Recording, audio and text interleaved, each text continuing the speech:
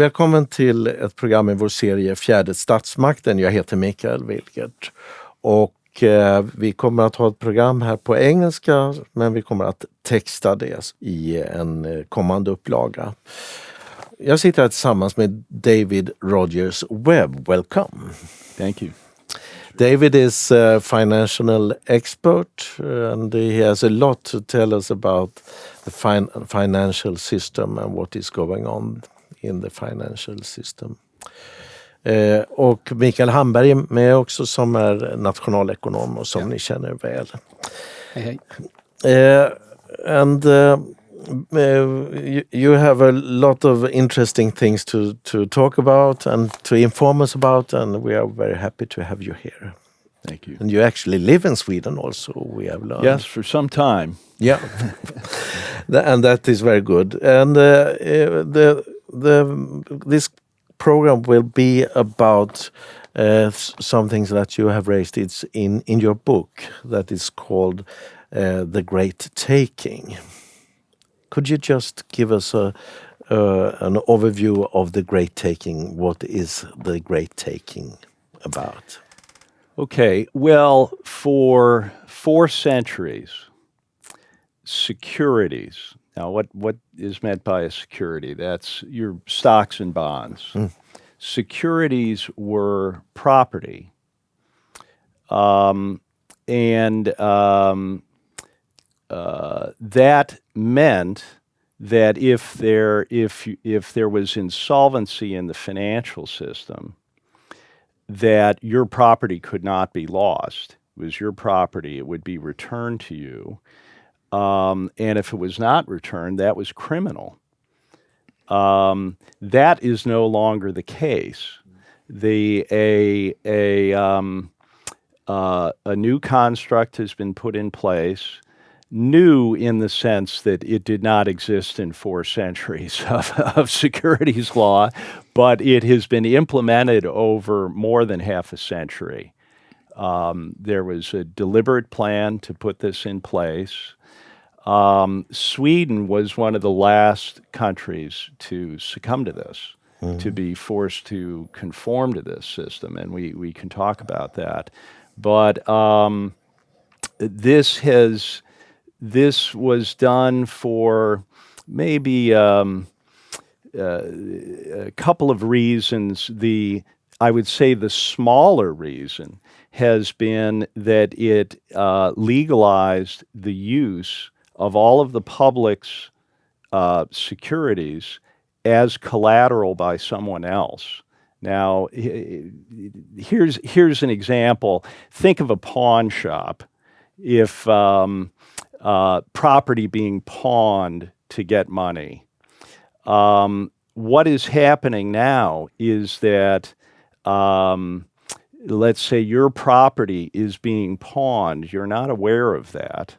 And it's being used by someone else. And as long as everything goes fine, your property can be returned and you're not aware that it has been used in this way. But this is being done all the time on a big scale globally. All of the assets are being used as collateral underpinning derivatives trades. And this subversion of property rights to the securities is what has allowed the hyperbolic growth in the derivatives bubble. It is the free use of the public's securities without restriction that has allowed that to happen. And that was done deliberately. Now, that is the small reason for why this was done, was to allow the financial industry to have the free use of the public's assets to do this. I would say there is a bigger geopolitical strategy behind this, which is really a totalitarian ideology. It is ultimately a geopolitical hybrid war strategy to really subjugate and suppress populations globally, because this has now been implemented globally. Some people would, it began in the U.S. With the changes to the local law at the state level. So it could be done quietly. It didn't attract attention. And some people would say, and that was done beginning in 1994 with changes to something called the Uniform Commercial Code. And some people say, well, if this has been in place for 30 years and there hasn't been a problem, why would there be a problem now? And my answer is because it hadn't been fully implemented globally 30 years ago. Now it has been implemented comprehensively. And the taking of property is relating to subjugation. Property is very important for personal freedom, autonomy, autonomous action, and even for the ability to reproduce. It is having a place and having property and security is something you find in all species. It relates to nesting, the ability to, so it is, it also fits with this insane totalitarian ideology in terms of their imperative to reduce populations. Okay, maybe we can come back to that a little bit later. But this whole idea is that there is a possibility for a group of people, or is it the banks, or who is the party that will have the ability to take over all the properties? Yes. Well, I want to say it is it's very clear. It is the power center is the biggest banks that control the central banks, that control the money creation. And so the biggest bank control the central bank. It's not the opposite. The biggest banks are, it's a cartel. It's a cartel where they control the banks, they control the central banks, and this money creation power controls governments. Okay. It's not the other way around. So it's the bank on the top and the central bank and then the governments. And then the governments. And I think if people are observant, if they watch how things work, that's manifest. Okay, before we go further, I would like you to introduce yourself a bit, because you have been working in the financial industry for a number of years. Please tell us about this. Yeah, and how you came into this type of thoughts, basically. Yes. Yeah. I think, as is the case with many people, it started in my childhood. I think with in terms of my interests and imperatives. I would have been a doctor, I believe, a medical doctor. Or my father wanted me to be an engineer. My family was not. Those were the two sides of the family. But what happened in the 1960s in Cleveland, where I grew up, Cleveland had been a very important center for all things. And between 1960 and 1970, there was a massive change in the fortunes of Cleveland. And Cleveland was going into something like an industrial depression by the late 1960s. And so I saw what that did to my family, my father, my uncle, and what it was doing to the place where I grew up.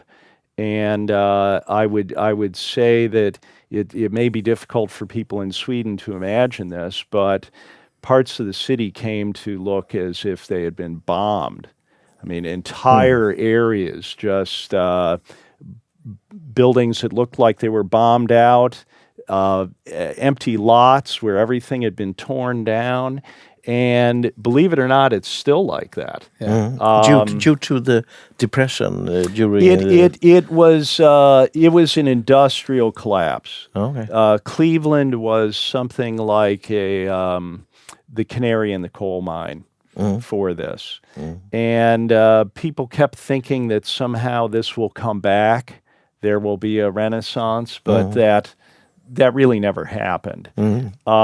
So by the time I was a teenager, in my later teenage years, I knew something was quite wrong, and I needed to know. I needed to understand it. And some people say that you seek to control what has hurt you. So I needed to understand what was happening to us. The reason for this demounting of the society. So. What was happening in the economy and the society, and so I didn't have anyone to guide me in that, and my family was not involved in finance. So I decided, I started getting business books. I had been more of a science guy. I started getting business books, and I decided to go to business school. Yeah. And my father didn't want me to do that, but I did. And I started, I got a subscription to the Wall Street Journal. I didn't really understand what I was looking at. I would force myself to go through it. And I noticed the tombstones for the major acquisitions of companies or financings. And these tombstones were, the firms involved were in New York. Tombstone, what is that? Well, it's called a tombstone because it's rather austere. It's stark looking. There's a lot of blank space. It's like an advertisement that Lazard Frere or Lehman Brothers would they take out an eighth of a page or a quarter of a page, announcing that it was crowing about what they had just done, the deal they had been involved with. So it was just putting one foot in front of the next. I realized there's something about this, what is happening in New York, and I need to go there. And your age at that time, was it?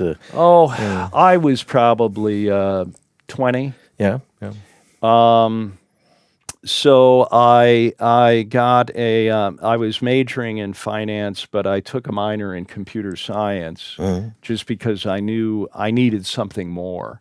And it was really based on the computer science that I got my first couple of jobs. And because that was a mystery to so many people at that it was point. Still these large computers at that time, or yeah, but by the first when I was starting on Wall Street, we were just getting the first personal computers at that point. So in my first the mergers and acquisitions group, I managed to get into, and I really had to talk my way into it. And I was only there because I knew how to do things. And anyone else my age was there because they were the son or the daughter of somebody very important. And I wasn't important. You worked yourself up. So our first computers were these Radio Shack TRS 80s. Okay.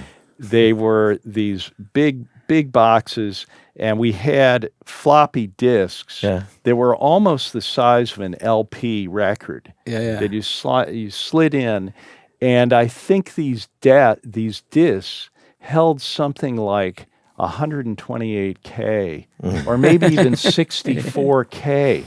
That was and so it was very primitive, but we had something called VisiCalc, which was the first spreadsheet. You remember this? VisiCalc, I know. It's a precursor to Excel, basically.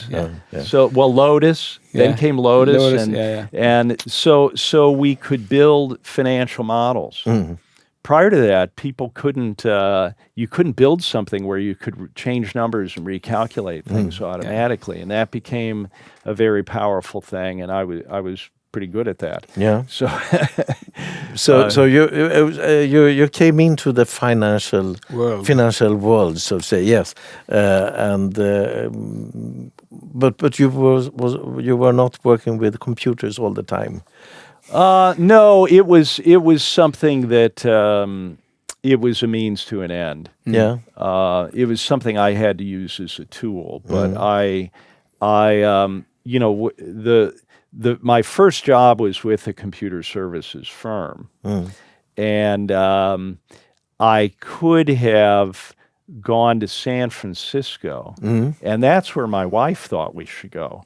So she wanted me to go to, and so my life would have been completely different. I would have gone into Silicon Valley and all the computer stuff, but I knew I needed to go to New York. So you met your wife already at that time? Yeah, we met when I was in university. Okay. Yeah. Okay, please. But you came. You were working in your book. You describe a lot about your work with hedge funds and other things. And I should say also that this book, The Great Taking, is available on the internet for downloading at your homepage. It's very important. If you just go to thegreattaking.com, you'll find links to the documentary. But more importantly, to the PDF, the free PDF for the book, because the book is not difficult to read. It's only about 100 pages in the meat of it, and there will be things you'll see there. You will see that it is irrefutable. This is not just my ideas about this. There's primary source documentation behind this. That's very important to see. And for the Swedish people, it's very important to see what I learned in looking at the Swedish system and how things were subverted here in Sweden and how that came about. So that is something I really don't go into in the documentary, but you can see that exposition in the book. That's good for our Swedish viewers to know that. Yeah. It's especially pointed out what happened in Sweden. Sweden is really the example I used for how this harmonization effort worked, how deliberate this was to not, because the Swedish system was an example of exactly how a system should operate. There was absolutely nothing wrong with it. In fact, it was the best in the world. It was the best in the world. It had to be deliberately destroyed and subverted. People are not aware of that, but it's sleeping. And maybe we can come back to that. Yes. But I would like to hear more about your work on Wall Street. Yes. Could you tell what were you doing Well, there? I started in in my first job, which was this computer services firm.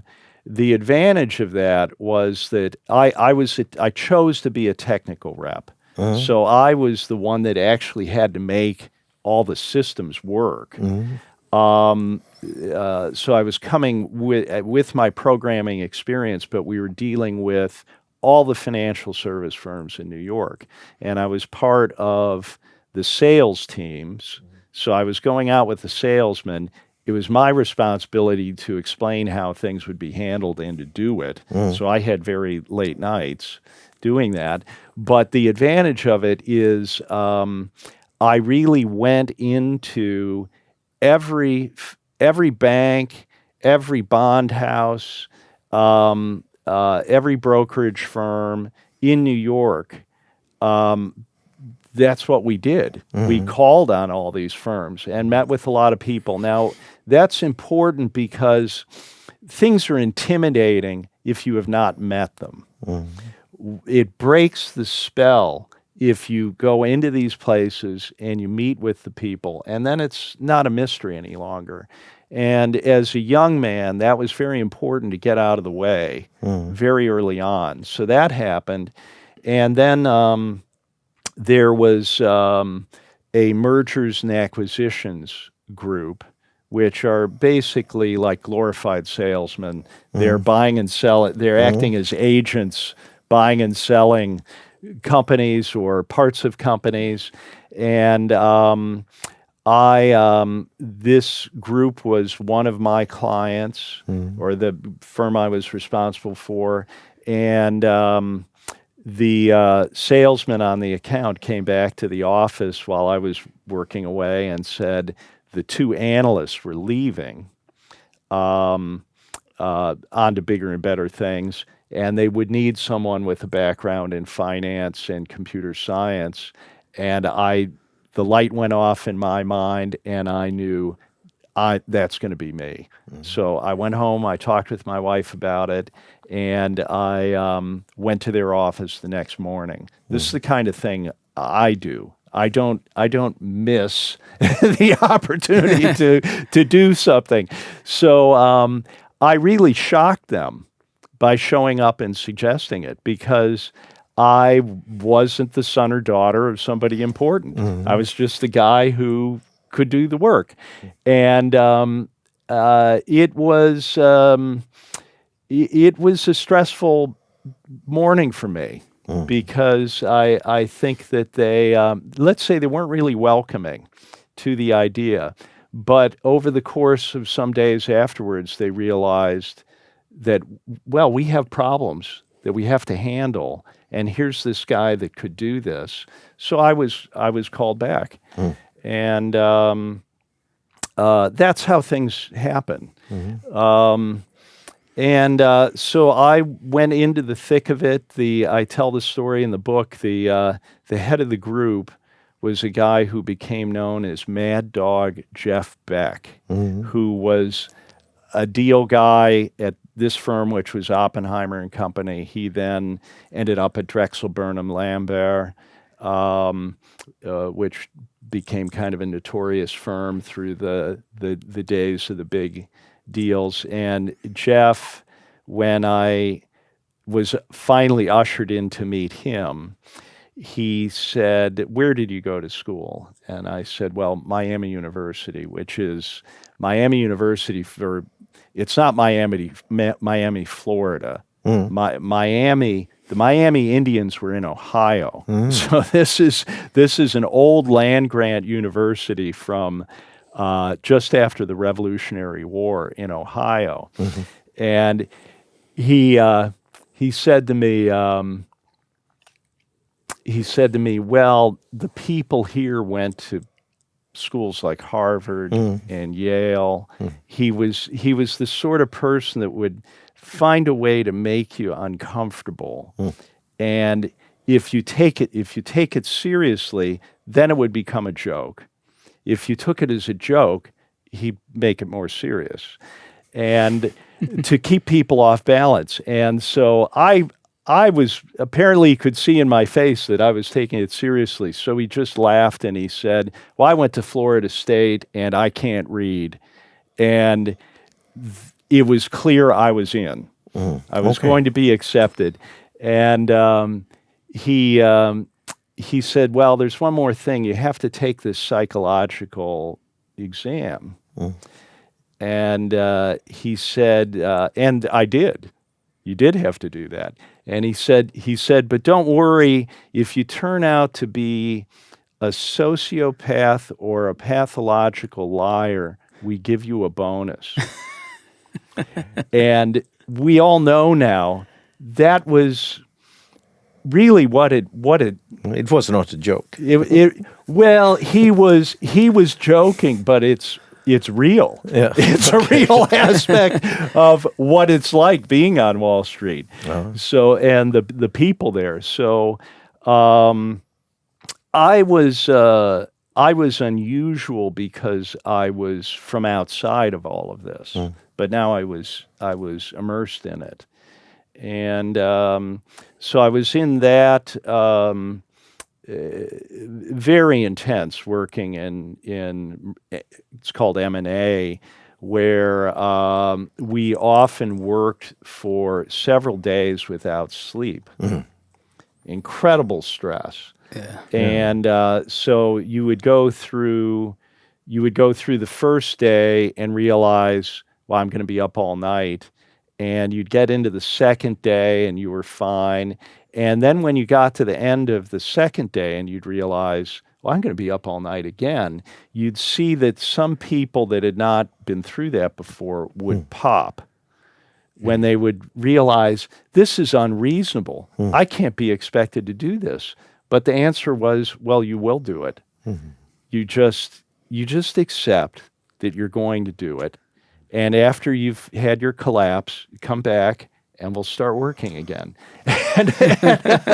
So it was kind of like what they put medical residents through, interns and residents, where you deal with incredible stress with little sleep, and then later in life, well, at least I've had a night's sleep. I can deal with whatever is happening.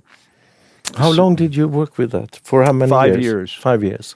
And that's very... Was it very... Did you make a lot of money during that I'd period? say it was... I mean, it might have seemed like a lot of money. For example, my first year, I was given a bonus that was more than my annual salary.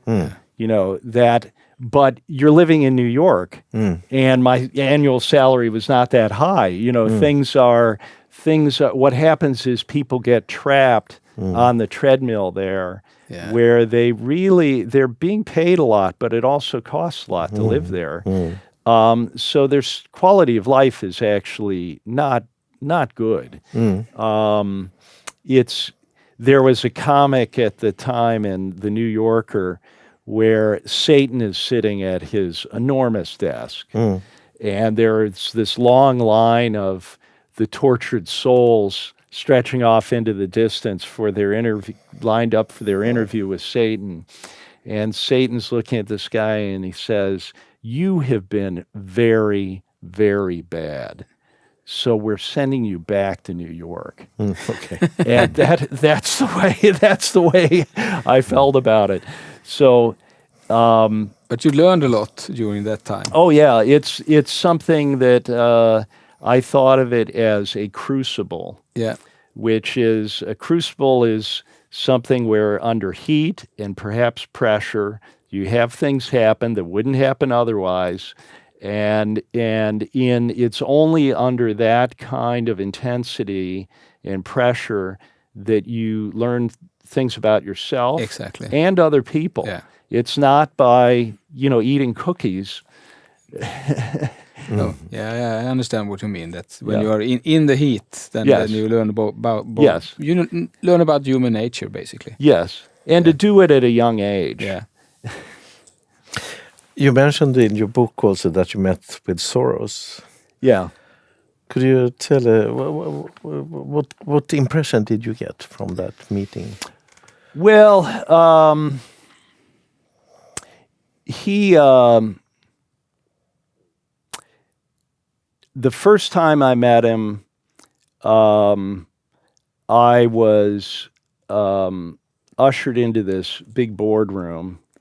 And, his handlers, the people who work for him, are very hushed, very kind of reverent. And there were these people sitting down at the far end of the table that I think were really people investing with him, involved with him in his funds.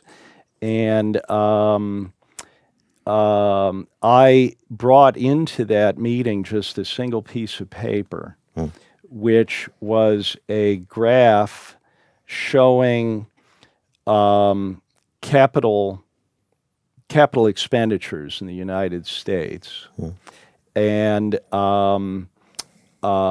showing the growth in capital expenditures, and with standard deviations for the average. And what this showed was in the dot-com bubble that I think it had gone through 5 standard deviations, which is never in history had it gone beyond 3.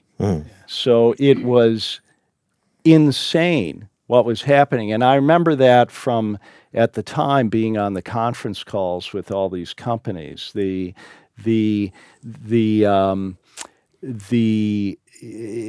some people may recall that were in business through that time, the business descriptions of these companies were complete nonsense, just gobbledygook. They had no real businesses. It didn't make any sense. So this drawing you had, was that before the bubble? It was before crashed, it was before the collapse. So you could foresee that? Was that? Well, it was something I was showing him, and well, let's say it was as the top was in. This was probably during 2000. So what I was saying is that this means it is inevitable that there will be a fantastic collapse. Okay. An epic collapse. And he looked at the chart and he looked up at me and he smiled and he said, well, I think the first time he said, this is very good. And then he looked at it again and he looked up and he smiled and he said, this is very good. And that pretty much did it. We had a bonding experience through that. I mean, he's a very intelligent man, and did you understand that he was looking forward to the crash, or why was it good? I think that well, this is when he said we had a little further discussion. He said, but they cannot allow the equity culture to collapse. In other words, the way things are the energies that go into the equity markets and the focus on the equity markets, they cannot allow the equity market to collapse. And I said to him, you tell me what they can do that they haven't already done. In other words, in terms of all the intervention that had occurred up to that point. The money supply growth at that point was at a 40% annual rate. And that's what I was pointing to. And he looked at me and he said, you don't know what they can do. And they, in this case, did you get an explanation? Who were they? No, I didn't ask him further at that point, but I think I mentioned this in the book, that even George Soros knows there is a they. He is not at the highest level. He is someone who is a creature within this system. But what did they mean with this? You don't know what they can do. Well, what happened subsequently, what happened in March of 2003 was perhaps what he had a glimpse of. And in March of 2003, everything went up simultaneously. There was an exogenous source of liquidity that came into the financial markets. So you had every sector of the equity market go up, and the bond prices skyrocketing, meaning yields falling. So money's flowing into bonds. Now, prior to that, this is what I did. I understood rotations in the market.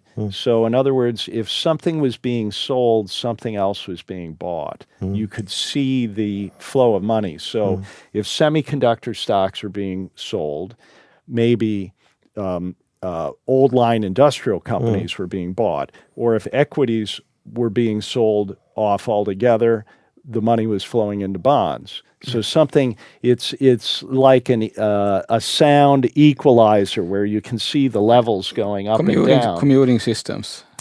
Yeah, where it decreases there, it will increase somewhere else. It had to. Yeah. Now, so the market was a closed system for the most part, other than the open market operations of the Fed, where they would load the banking system through swap contracts, where they would take treasury bonds from the banks and load them with cash.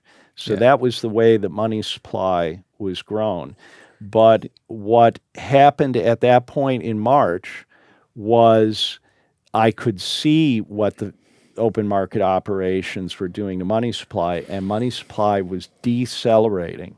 Commercial and industrial loans were collapsing, and yet money drove everything up. So what that meant was there was a hidden exogenous source of all of that money coming into the markets. It was no longer coming through the New York Fed, through the open market operations of the New York Fed. This was unprecedented.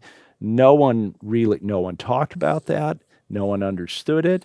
But that may have been what George Soros was referring to.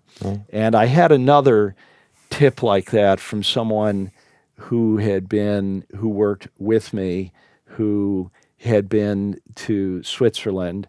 You know, in my heyday there, these people were clients, you know, in these funds. So there was a lot of Swiss money, and I was basically chained to my desk. I couldn't go out and meet with people, so they had to come to Cleveland. And but I remember these salespeople who worked with me had been there, and they had met with a certain person in Switzerland who said there is a change coming that will be a problem for David. And this was a problem for me because I had previously been able to see the interventions of the Fed by following the essentially the open market operations of the Fed. So this was now something completely different and hidden. And I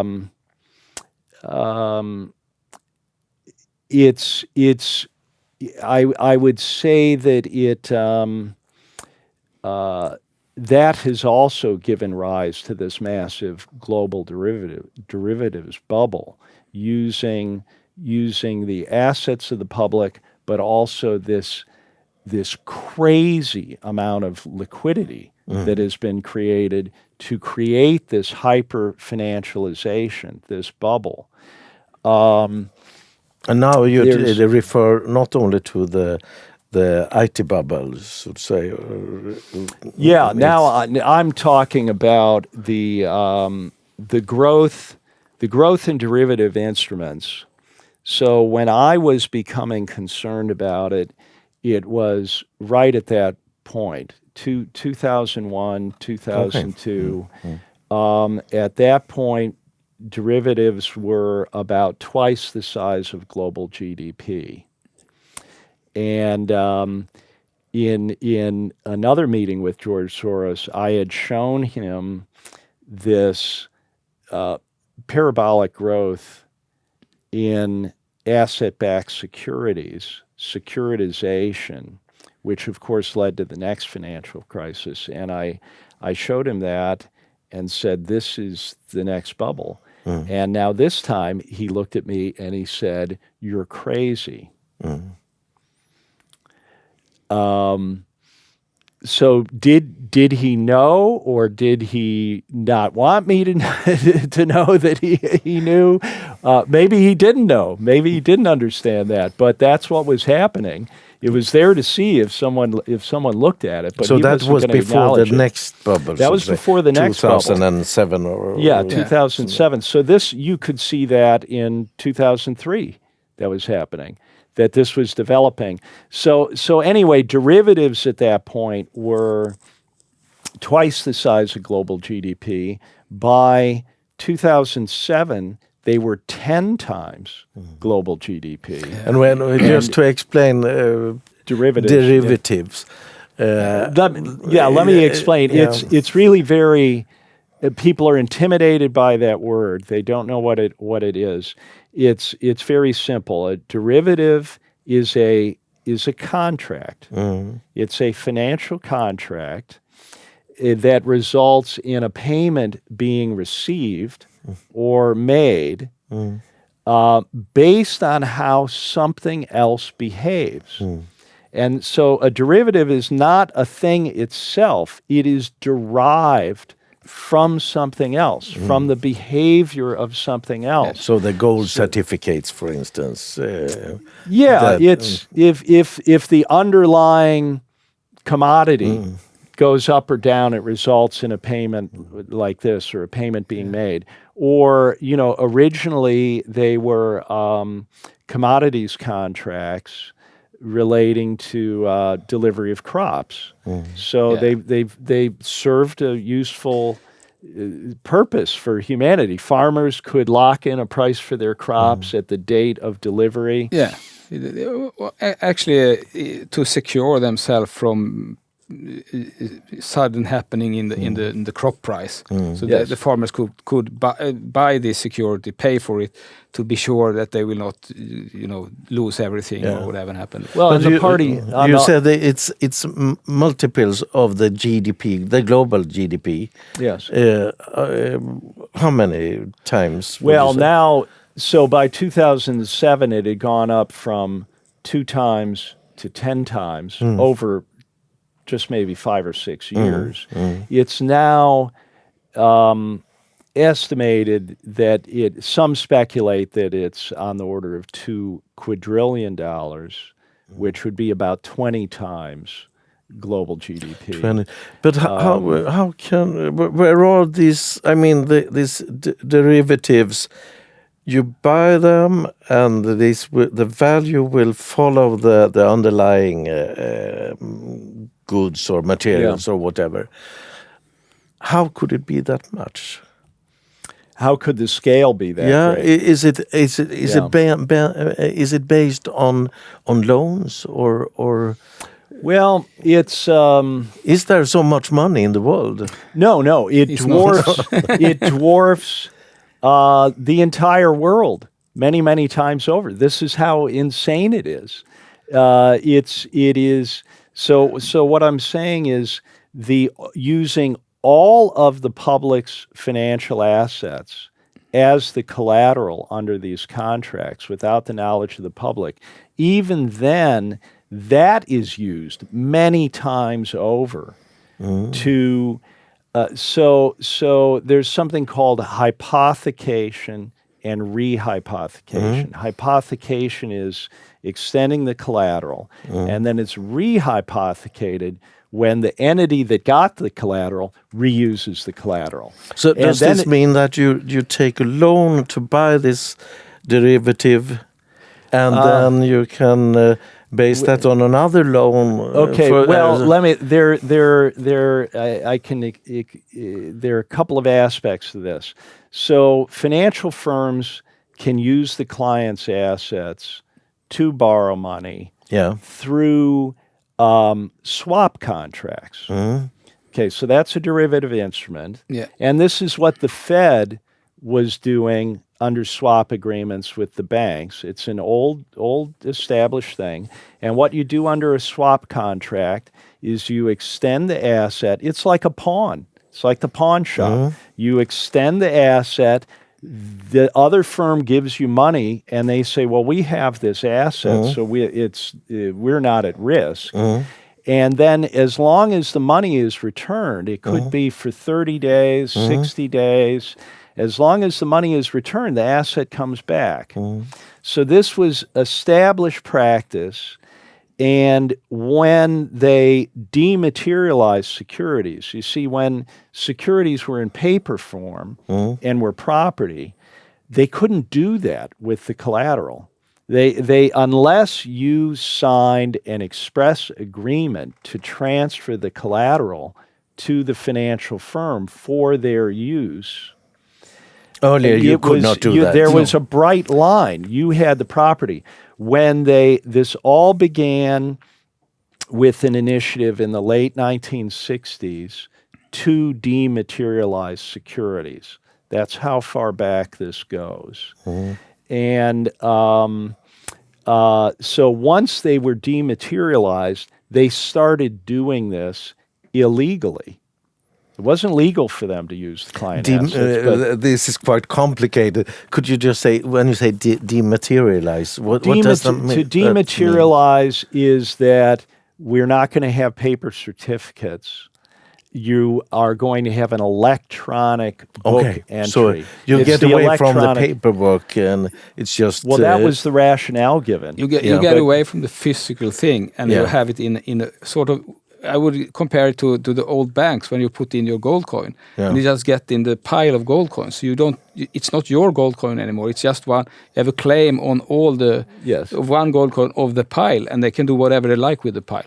This is what slips the moorings at that point. This allows the subterfuge. They wanted that because the system of using stock certificates, the public was absolutely bulletproof and totally protected and insulated from the failure of these firms by that system. And it was working absolutely fine. And they had to create a fake crisis to justify what they wanted to do. And so I talk about that in the book. It was 1968. They had what they call the paperwork crisis on Wall Street. And they said, we just can't keep up with the paper certificates. So they closed the New York Stock Exchange every Wednesday, may have just been every Wednesday afternoon, and just for 6 months. And at December, it was from June to December, every Wednesday, they gave the brokers extra bonuses, so no one was unhappy about it. So plenty of money to do that. And then it ended at the end of 1968, but they then created this imperative to form what's called the Depository Trust Corporation to house all the dematerialized securities. But Depository Trust was not even formed until 1973. So for 5 years, somehow things kept operating the old way. And then there was no significant amount of dematerialization until the 1980s. So it took over 10 years. And the wheels didn't come off the system. It worked, especially with computerization. There's no reason you can't print out certificates and keep track of certificates. So how was that done? Well, there was a guy named William Denser who, now this is the value of primary source documents, his own memoir. There are also interviews he did where you see an actor in something in their own words. So it's not conjecture, it's not someone inferring something, it's what the guy's saying himself. So he had worked for the CIA in Europe, out of college, forming anti-communist student organizations in Europe. The CIA had arranged his draft deferment to do that. Then he worked explicitly for the CIA for 5 years. Then he went to Latin America with U.S. aid, which is, some people might think that U.S. aid helps people, but it's a CIA front organization that was working in Latin America. And then in his own memoir, he said that following the assassinations, his interest shifted back to the U.S. Now, why he would link his coming back to the assassinations, that's very interesting. But the paperwork crisis began 6 days after the assassination of Bobby Kennedy. 6 days. About 2 months after Martin Luther King's assassination. And when he came back, he was appointed by Nelson Rockefeller superintendent of banks in New York State. He had never worked in banking. He had never worked in any aspect of finance. And so Nelson Rockefeller was involved immediately when he comes back. From that position as superintendent of banks in New York, they then made him the CEO of the to-be-formed Depository Trust Corp. So it was a CIA operation from the beginning. This is all a long-planned geopolitical strategy. These, you call it dematerialization. Yes. So then in 1970, now this gets into Sweden. So in 1970, the G30, so the paperwork crisis is 1968. They're going to form depository trust. The G30 mandated that all the G30 nations should dematerialize. Now, Sweden, with people in Sweden want to do things the fastest, the best, and they did. So Sweden and Finland dematerialized, but people in Sweden would never have imagined that it should not be done in a way to keep track of everyone's ownership. So the systems in Sweden and Finland were exactly what you would want. There's no reason that dematerialization has to be a bad thing, has to subvert property rights. Sweden and Finland used it as a way of having specific identification of every person to each security, all computerized. So it was more like the paper method. Well, but in that there was specific identification of the owner to a specific security, which clearly can be done. So, so the Swedish system was the model for the world. But the U.S. system was going in a different direction because that was not their intention. They intended to be able to use the pooled resource without restriction. So you say pooled resources, and that all the papers or the value is in one pool that can be used. They're held. The only way, I would say, I'm coming from the money system. The only way to make the pyramid on an asset is that if it's pooled in that way. No, it's not your property. Otherwise, they have to ask you for gambling with your property. Yes. Okay. Basically. So the reason for pooling this is to make this pyramid. Yeah. So you can use it for, because you said it was 20 times the GDP that was put into this global. The global GDP that was put into derivatives, but that is a result of these pools that you can use for creating these big value. Even then, the underlying securities are being used many times over. So it's estimated that it must be at least sevenfold Yeah. 7 times. So, but that's like banks. I mean, we discussed earlier that about they create 5% is the value that banks have to use for security for the asset. But the bank is about 5%. If you take out more than 5%, Yes. they go bust. Yes. Well, it's one of these inversions that for security. Yeah. Clearly, none of this is providing security. It's all providing vulnerability. It is. It's a fragile system. Yes. But it's. I think it's the same with those papers. It's actually protected by the Bernoulli's law of statistics. That it's the law of the big numbers. So the probability that people, because usually if you take out something, it comes back in, and the problem is that if it goes out more than 5%, and it's not coming in another end, then the system collapses. Yeah. So the purpose of this dematerialization is to create this pool that can be used for creating these big derivatives. Or some people, myself included, when they start to learn about this, they think, well, this was just about greed, so people could make money, and people did make a lot of money.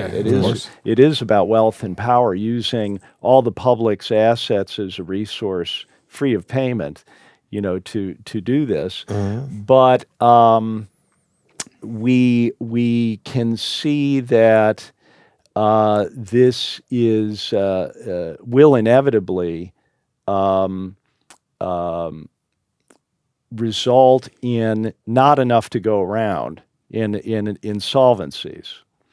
So we know that debt has been used cyclically for centuries to take things.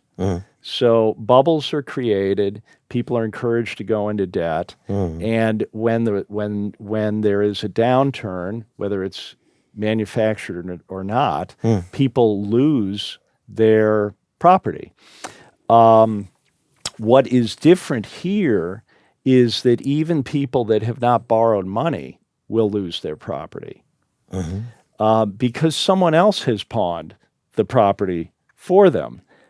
They did not pawn their property. It was done for them in the system. It was used by someone else. Can you explain this, because it sounds strange?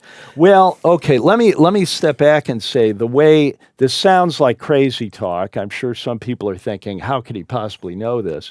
I'll tell you how you know it, and it's in the book. We know it because when this was implemented in the U.S.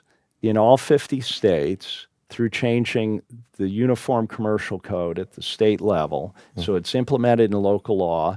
Then they began, and that was fully in place by 2001, beginning in 94.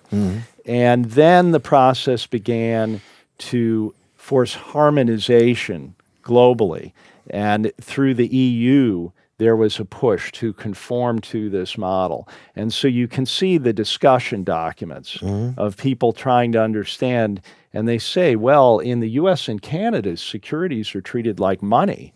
There's no specific identification of the person to their asset, and that means that the underlying resource can be used, by other entities, used as collateral. So they knew exactly what they were doing. The problem was that local law, ancient law in Europe, would not allow it. It was not legal. There was, including in Sweden, it was not legal to do that. So they formed something called the Legal Certainty Group, which sounds nice, legal certainty, but what they mean is legal certainty that the party that has received the collateral, the biggest banks, have absolutely certainty to keep it in the event of insolvency in the system. that the original owners don't have no certainty. In the system, The but not banks- not the insolvency of the owner. No, It's it has nothing to do with insolvency of the owner. Yeah. It's insolvency in the financial system. So this legal certainty group wrote a questionnaire detailed to the New York Fed. The New York Fed is the Fed. This is the business end of the Fed, saying, you've done this, tell us how to do it. So we have that detailed response. And that's in the book. So I have excerpts from it, but it's so important historically. It's in the appendix to the book. And so we see the EU asking these questions, and the Fed explained that when securities are pooled, the investor has no right attaching to any security and has only a pro rata share of what remains in the pool. And that secured creditors of intermediaries have priority in insolvency to the pooled assets. Can It's you as simple describe as this? that. I mean, this is quite complicated for our viewers to understand. What does it mean, really? It means that all of your financial assets are, Stocks, let's say, for in a instance, stocks and stocks, bonds are in these pools, and if lenders were not allowed to use that at all, it would all remain in the pool. It's a finite resource, and let me explain. They also created this new legal concept of an entitlement. When they severed the property rights, they said, well, what are we going to call this now that people don't have legal? So what? Oh, they have an entitlement to the pooled assets. So if you have a share, let's say that you go into in Sweden we have Avanza or Nordnet. Yes. You buy some stock shares. Yes. And are these put into this pool when you have bought them? Absolutely. Yeah. So they are put. Is this pool? Is it global or is No, it? the pool. The Swedish system is linked with Euroclear. So it's a European pool, so to say. It's linked to and we'll talk about that, how that was done. But it's not in Sweden. The legal control of all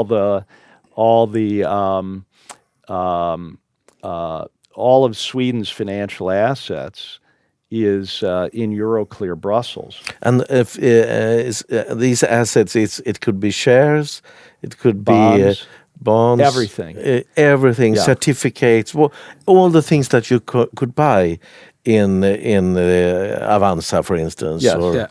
Yes. So all these are put into this European pool. Yes. And could other entities use this pool as a security for their transactions? That's what happens is once they what happens is because all of that underlying resource is being used by the financial complex to under derivatives contracts, swap contracts to borrow money, under derivatives trades, all of that is being used not just once, but many, many times So over. that's how you get into these 20 times the global GDP. It's a game of musical chairs where you do not have a seat to get back your own assets. Musical chair is where you run around. There's only one seat. There are a bunch of people, as and long there's as only the one music seat. is on. And so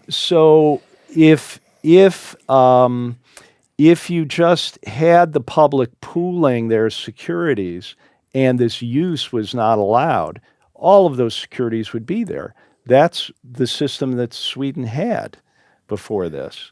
Once they start being used, it now more entitlements have been created than the assets in the pool. So now the question is, who is going to get those assets in a collapse? And what they've done is to assure that the investors will not get them. They will be taken by the biggest banks. So hold on a second. Sorry. Yeah. So what you say?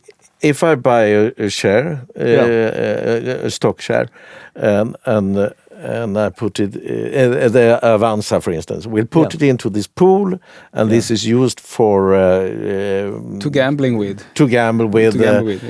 For this derivatives, and they make this several times. So it's in the end, it's a lot of money that is created from this original asset, and if this is collapsing, then you say that I will not be the first to get back my money. You're really guaranteed you will see nothing. It's even opposite. It is so. That's why I'm saying it has been done on such a scale to assure that the public will get nothing. I think this is so interesting because it's the same sort of scam that was implemented when the banking started. Yes. It is this try to detach the ownership of the money from and give them a contract instead, that you have a contract that you will get money back if there is some money to get back. Yeah. And let me explain it another way, which is when the certificates were property, you had absolute assurance. Yeah. And derivatives are contracts, which means in insolvency, contracts are basically worthless in the event of insolvency. It's if you in bankruptcy law, it's the secured creditors that get the assets in the insolvency.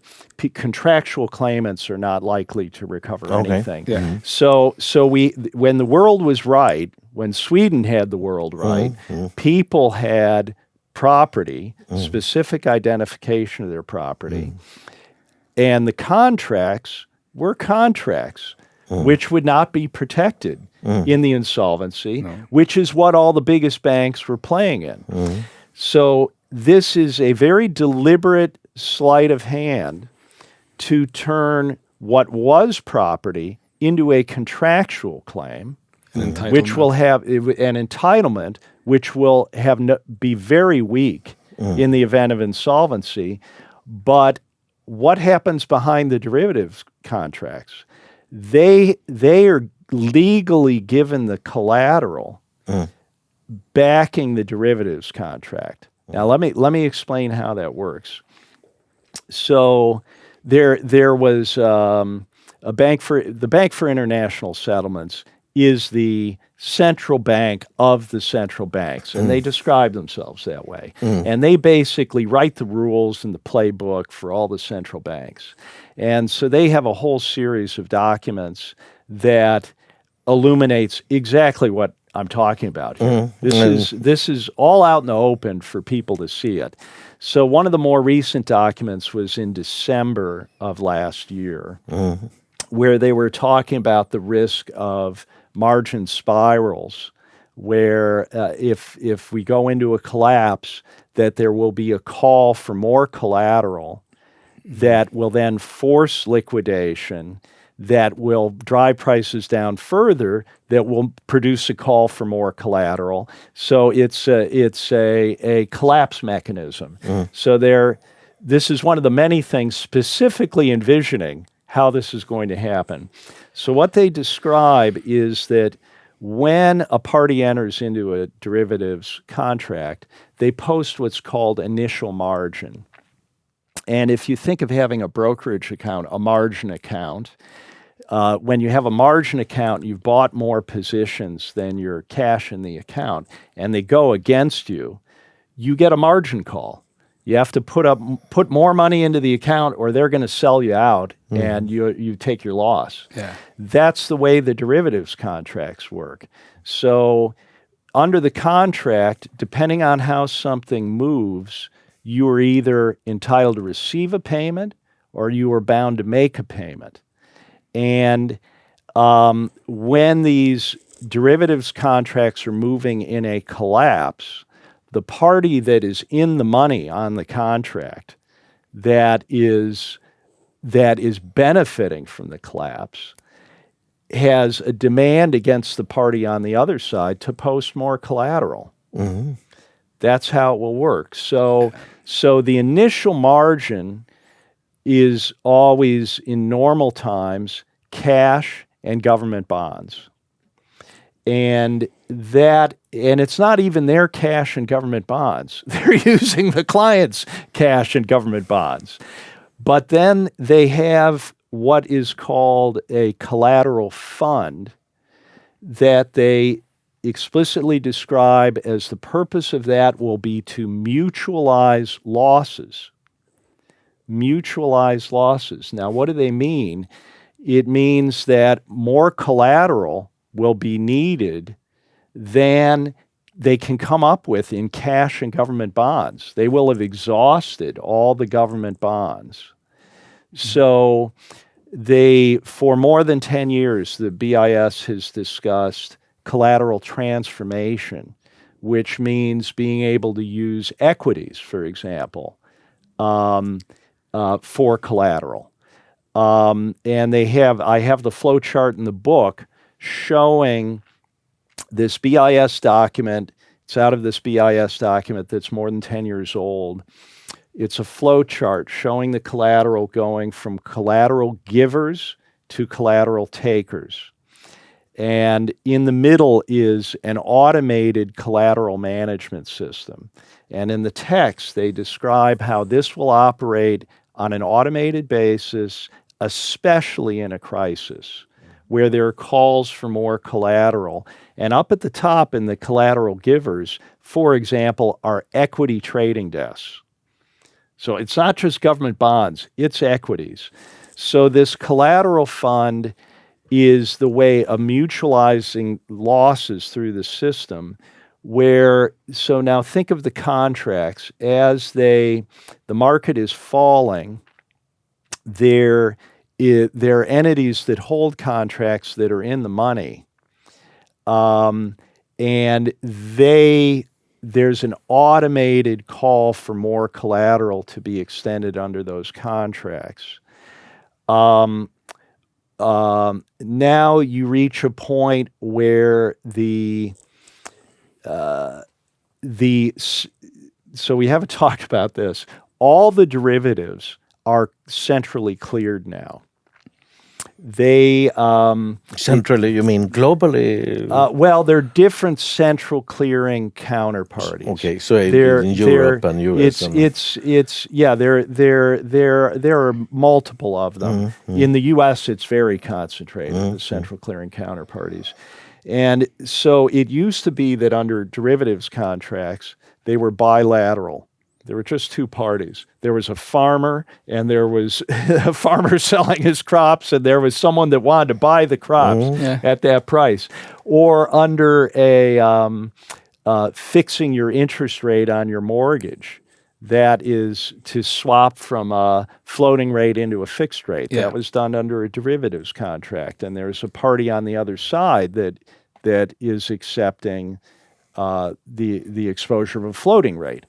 So they were bilateral. What they did, they use every crisis to further the plan behind this. So the 2008 crisis, they said, well, bilateral derivatives are too risky because you're exposed to the risk of some other party.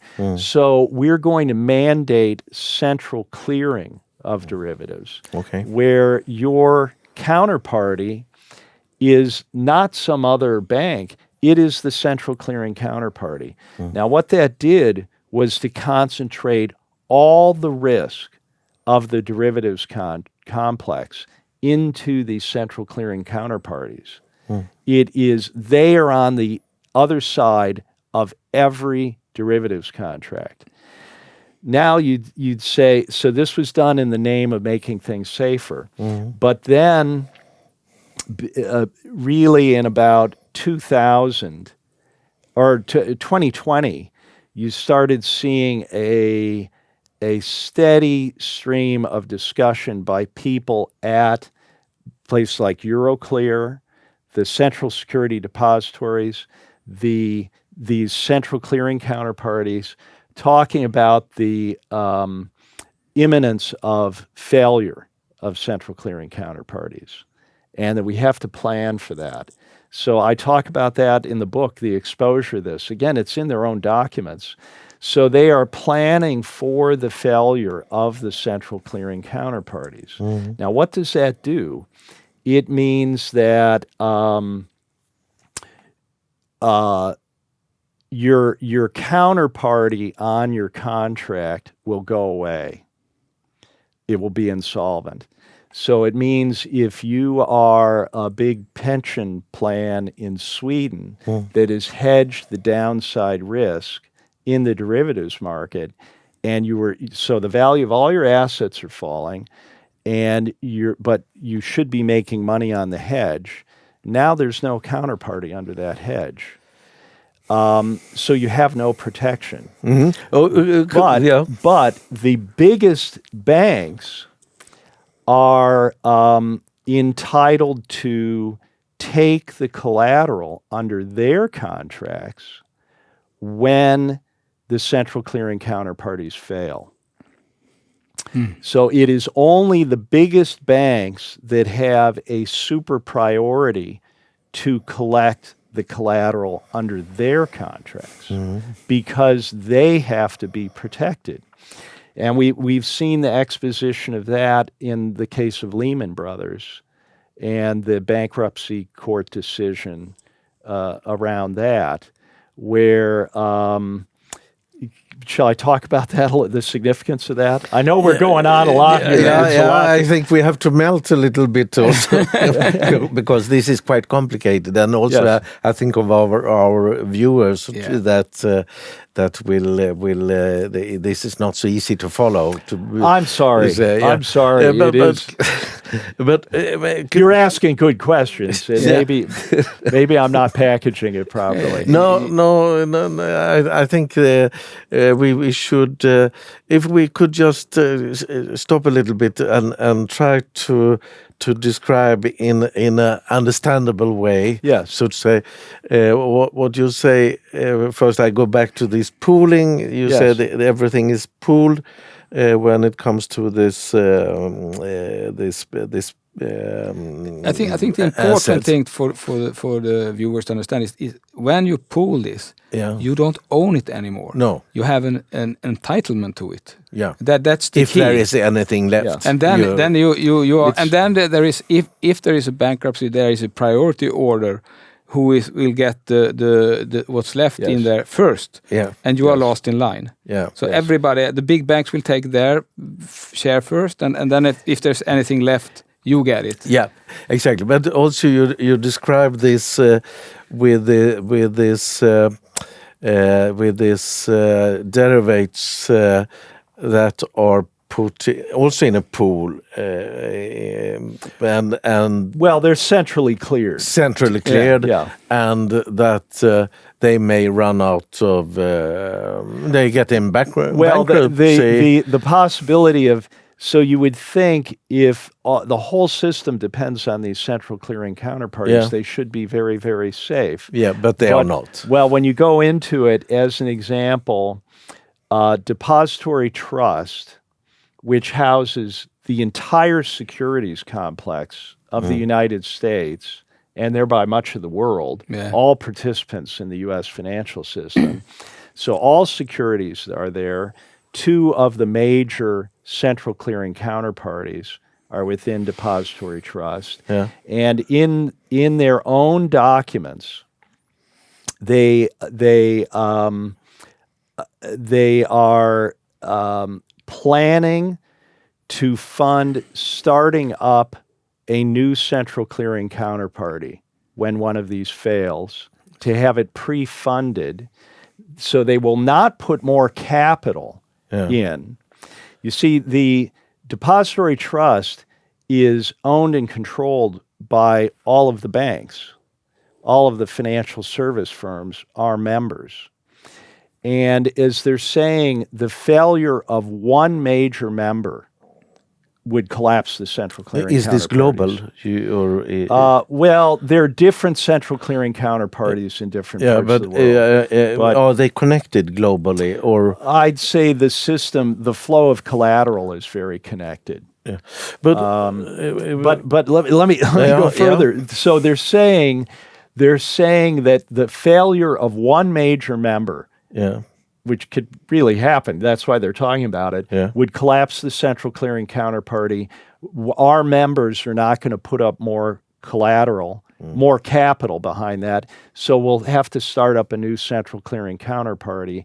What that means is that the existing central clearing counterparty then fails, and the counterparties take the collateral that has been extended under their contracts. But only the biggest banks have the power to do that. So now further, the entire capital base of depository trust, which houses the entire securities complex of the United States and the biggest part of the central clearing, the entire capital base is about $3.5 billion. That is not so much. No, it's not. If you compare to quadrillion, it's very little. Well, there are individual. So that is the complete value of the capital base. You say. The equity that would have to absorb losses. And in case one is going into bankruptcy. That is, in other words, if depository trust runs through that capital, it is bankrupt. It's designed to fail. If they have counterparties fail when a major member fails, the balance sheet of the central clearing counterparties have to absorb that loss. It's impossible.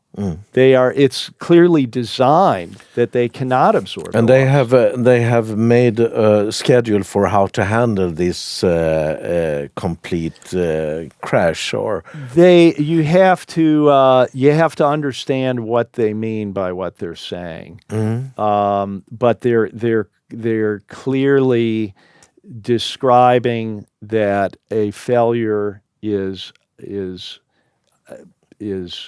likely, and that they will not put up more capital, and that they will allow the central clearing counterparty to fail. Yeah, and what will happen? You mentioned pensions, for instance, and you have described that that one of the risks here is that we will get our savings will be lost because we don't have the entitled to we are not first in the line. Direct title to assets. And people have to understand it's not just their little investment account, their own stocks and bonds. All institutional funds are exposed to this, including pensions. All pension funds are exposed to this, and so I will just say it point blank: Sweden and Finland have literally been looted by what was done. It is a massive turn of fortune for Sweden to have allowed this to happen. But you say the banks will be first in the line to get the value that is there, but the banks they are owned by their shareholders. If those stock shares are lost, I mean, who is owning the banks who is owning the value in that case? Well. Clearly there are control groups in the banks. Whether small shareholders can tag along for the ride and maybe save something that way, perhaps. But the banking system is very it's controlled by a small group of people. I don't think that the idea that there's a democracy of shareholders controlling the banks, I don't think that's the case. So even if there are shareholders, when the bank gets hold on these assets, it will not belong to the shareholders. Well, it could if in a just world, but let me explain that banks are holding companies, and holding companies have subsidiaries, and they're very complex. Subsidiaries are designed to separate assets from liabilities. So there are subsidiaries that are used to house liabilities that can be separately bankrupted. That entity can be bankrupted. And there are entities that are designed to survive and hold the good assets, to be more bulletproof. And you would have to go into a company, and I've done this kind of work, you would have to go into a company with a team of lawyers for weeks just to begin to understand those structures, because there are contracts between the subsidiaries, there are contracts from the subsidiaries to the holding company, and there are conceivably different ownership. There may be ownership interests and contractual claims against certain subsidiaries running to entities that are outside of the corporations. So you can't really understand how it will all play out, even for the holding company. So here's an aspect of that. People think, well, I will just keep my money at JP Morgan Chase because they're clearly behind all this and they will survive. But this is just one example. In the last financial crisis, the Fed authorized, it was about 20 banks, but including the biggest banks, to move their deposits into their entities that were, or the other way around, to move their derivatives books into their deposit-taking entities. So the Fed directed them to do this. So there were individual banks that had derivatives exposures bigger than global GDP, individual banks. And the Fed said, this is a good idea for you to move your derivatives into the deposit-taking entity. Now, I see that as a kind of trial run, a demonstration that we have the power to do that, and we will do that.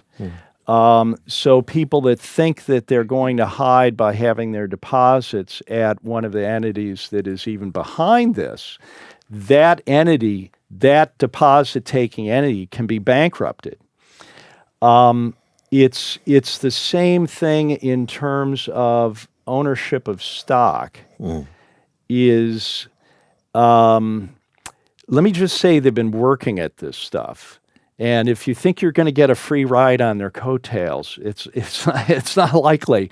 So in the Depression, when I started studying this coming out of the dot-com bubble, and I realized we were heading into something like the Great Depression, the period of because what was happening at that point, I could see, was the collapse in the ability to produce growth by printing money. By the peak of the dot-com bubble, they were growing money at a 40% annual rate. Now, if the economy is growing at 3 or 4%, it's 10 times. It's an order of magnitude higher. So there's no transmission from the money creation into the real economy. So this has been going on for 20 years. But I knew then I went back and I studied what happened during the Great Depression, and there are a lot of parallels. And what you see is that there was a profound bust, of course. All the price levels, I went through, there are these books in the library of commodities charts and stock charts. And I could see that all commodities bottomed at a hard low of the prior 50 or 60 years. It's profound. And of public companies, 80 or 90% ceased to exist. So very few companies survived. And so now that, as we were saying, that doesn't mean that the real stuff goes away. No. There's still buildings. There's still, life goes on. It's a question of who controls it. And who controls it? It's the secured creditors. The equity layer is wiped out. So it is entities that have a secured claim on the assets that end up controlling it.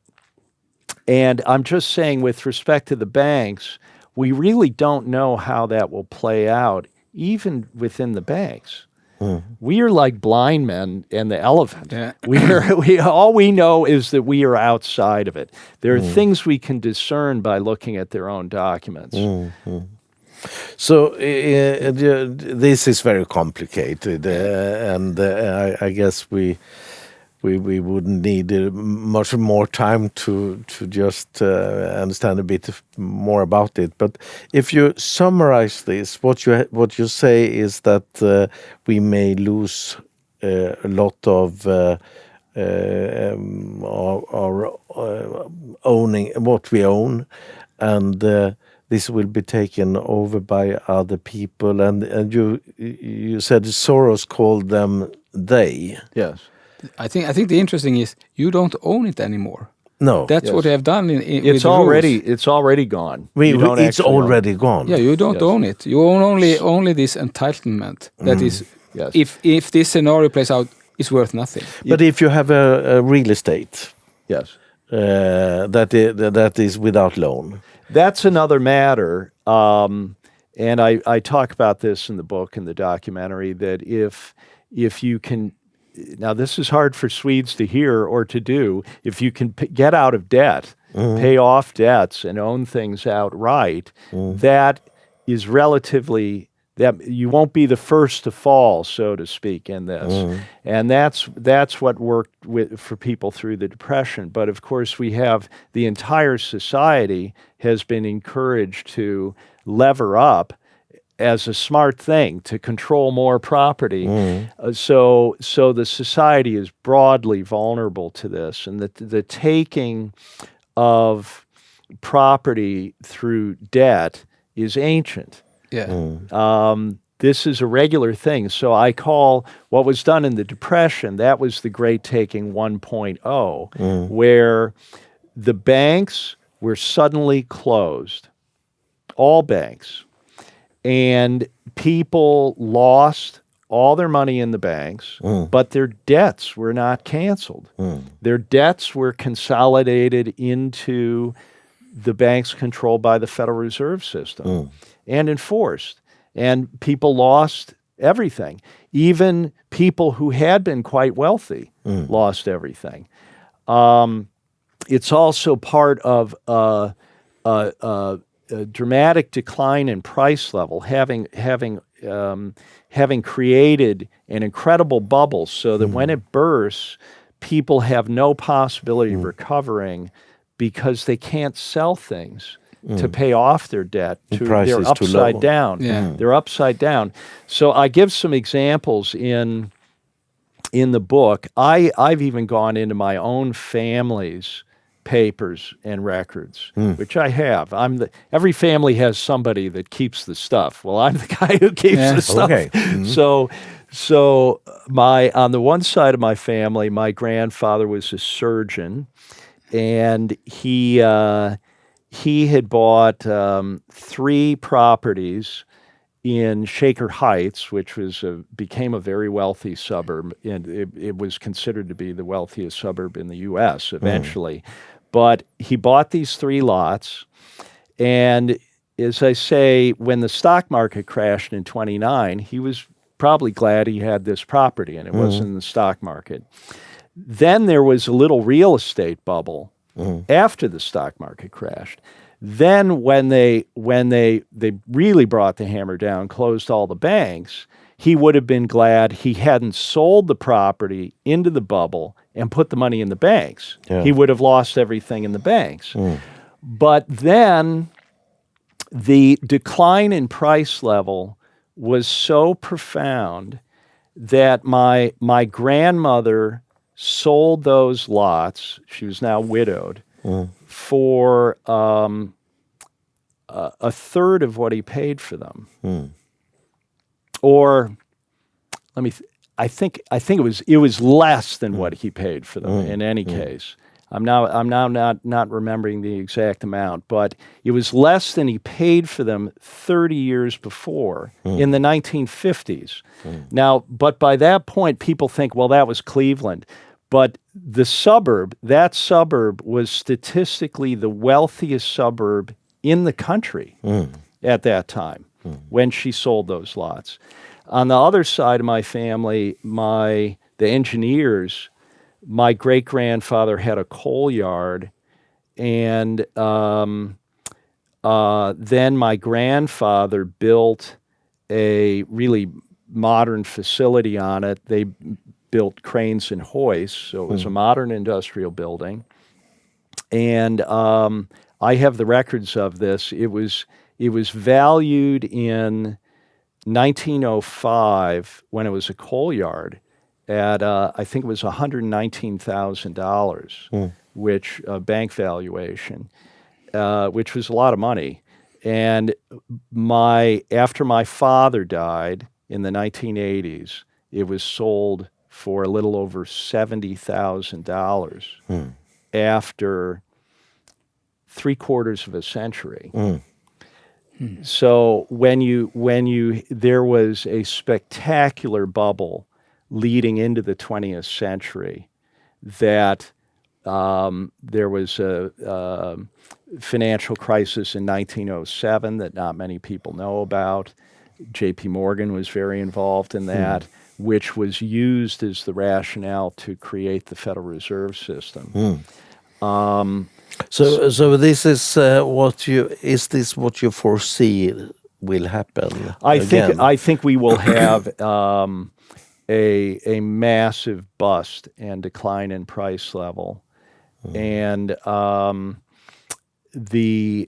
when I talk about the great taking, I'm not just talking about your financial assets, because it's everything. It's really it's about subjugation, suppression. It's a geopolitical strategy that has been planned for a long time. It's really totalitarianism. And people have to understand that the banks, this cartel behind the banks, has been involved in financing every totalitarian regime that we know of in the last 100 years. They were literally riding around in vehicles with the Bolsheviks in Russia, getting ready to loot Russia. You know, so these people are not capitalists. People find that hard to understand. They're bankers, but they're not capitalists. They are totalitarians. So that's I think it's a very interesting question, because some people that are aware of this type of the financial system and the things you're talking about, they think that, and also myself could think that, okay, they have created this monster that feeds on itself. Yes. And in order to sort of prevent it to collapse now, they have to do these measures, sort of to sort of prevent it from entering in a collapse. So when you have the crisis, okay, they see the dangers that it could collapse. We must, do this pooling of the assets in order to keep the system going. But you say it's more sort of it's a plan. It's a plan. It's not They are not the victim of the system. They are not a victim of the system. You can see all the steps. It was deliberately planned and implemented. Why would you take the Swedish system, for example, which was absolutely perfect, and say that cannot be allowed to exist? Yeah. We have to completely subvert that. Yeah. And when you say they, could you say a little bit more? Who are they? So to say? Well, I think who has done this planning? We can see. I mean, if you want to put a name to it, J.P. Morgan Chase has been behind all of the planning and implementation of this. So that's a Rockefeller-controlled bank. But you know, the old European banking families have been at this for a long time. There's a kind of cooperation of these people. I think it is a very, very small group of people. That there are many people that abet this that don't really understand what they're doing and where this is going. But I can say, for example, the legal changes in the U.S. to begin the subversion, to create the concept of an entitlement, and the pooled structure, that was in their own documents. You can see the drafter of the 94 revisions to the Uniform Commercial Code is a guy named James S. Rogers, who's a law professor, and he says in his own statement that you could count the number of people that knew anything about this on one hand, removing several fingers. And I know it was James S. Rogers and a guy named Egon Gutmann, who is the expert on the securities side and use of collateral. It was really those two guys that understood what they were doing. But then there were people around it that clearly came to know but chose to look away from what was being done. There's in some ways, they're very upfront about it, what they were doing. So there's a piece that James S. Rogers published in the UCLA Law Review in '96. So they're now 2 years into pressuring the states to do this. It wasn't. They didn't get all 50 until 2001. And this document, it's a thick document. Not many people are going to read this, but if you're a wonk like me, you find it interesting. And it is shocking what he has to say in here. So even in '96, he's saying that what do brokerage firms do? They extend securities under swap contracts to secure financing, and the party on the other side of that contract does not know if that is client collateral. They don't know whose collateral it is. So it's not fair to impair the party that has received the collateral. That's the rationale. So you can see in this Fed response to the legal certainty group, they say that even in the event of fault, fraud, or negligence, the only rule is that the clients get a pro rata share of what's left, and the secured creditors keep the collateral. So James S. Rogers, in this document, he's explaining that this is being done now on such a scale that we have no alternative but to make this legal. Okay. And that was in '96. So they knew. And he explained in kind of the preamble that there were many lawyers that looked at this and had a problem with making it legal. But after a while, they came to agree that it had to be done. So he he allows that there were people that understood this can't be right. Why did they agree? Would you say? I think they were paid some money. Yeah, exactly. They were. They got more expensive lawyers that would agree to do it. Yeah, exactly. That's how it's done. But this was this initiated. You mentioned two families, dynasties. Yes.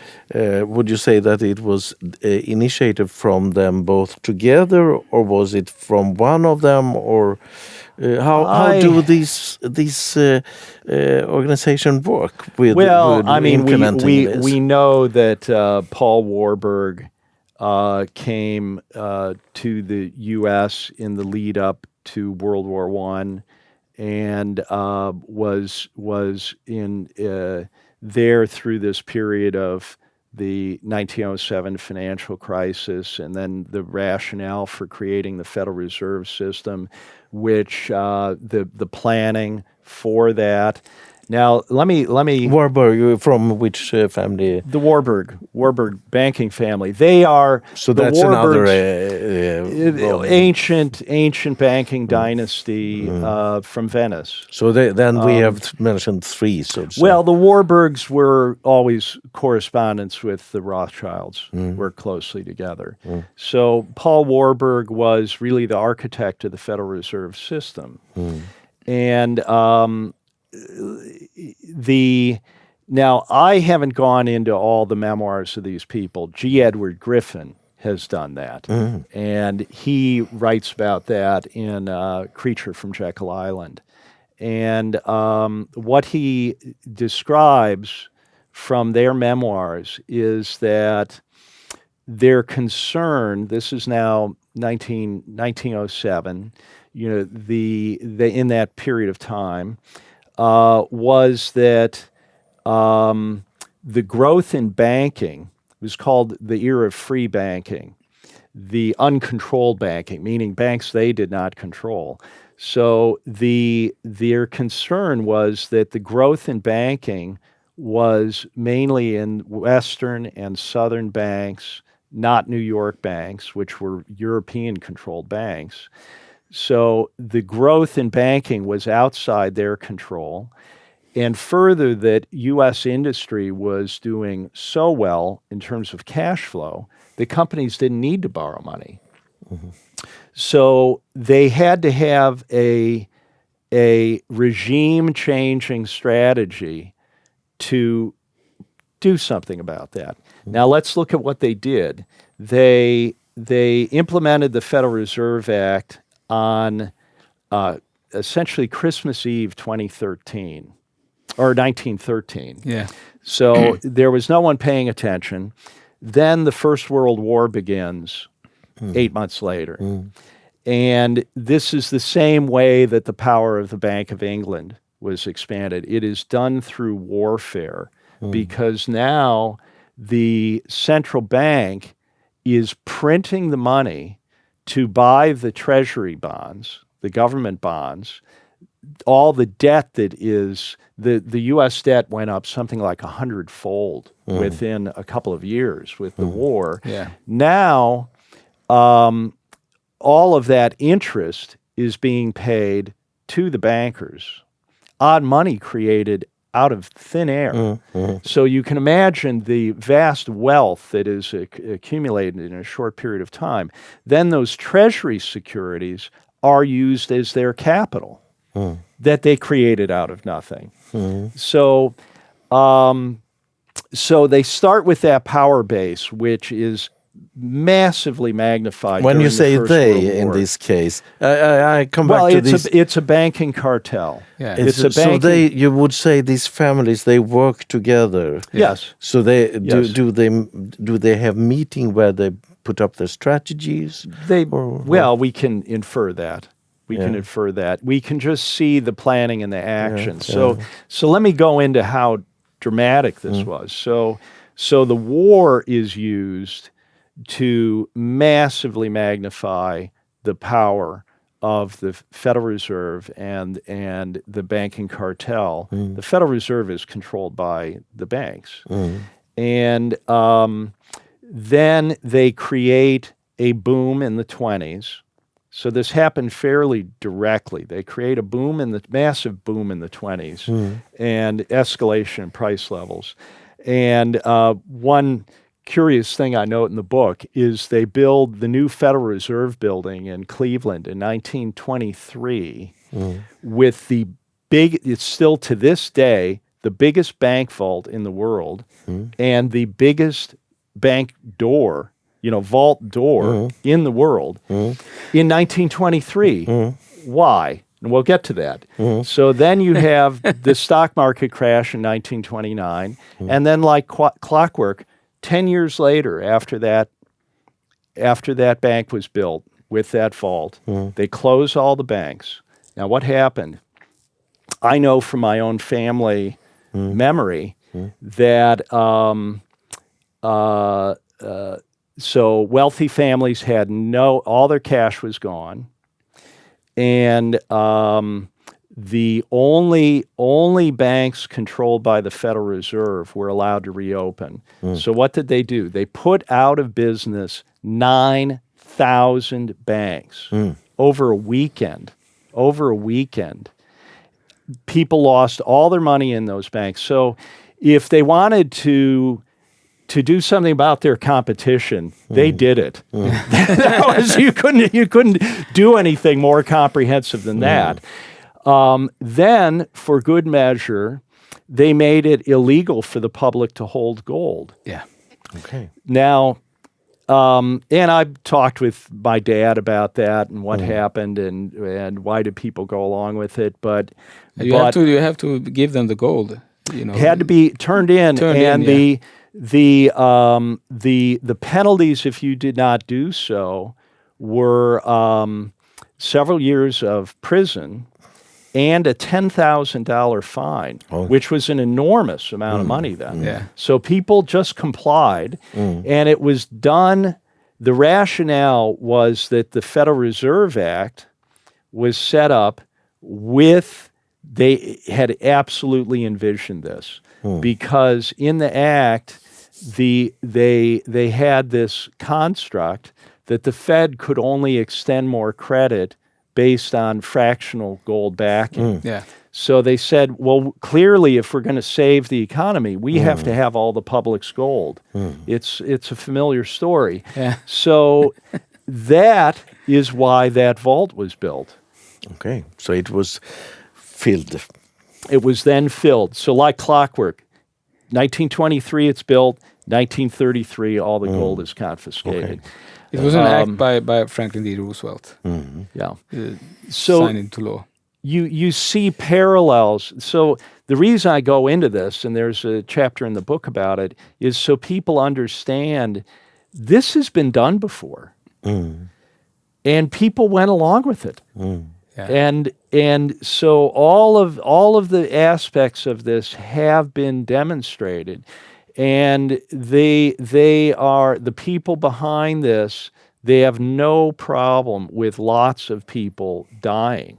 World War I, no one can explain why that happened and why that meat grinder continued year after year against the interests of all humanity.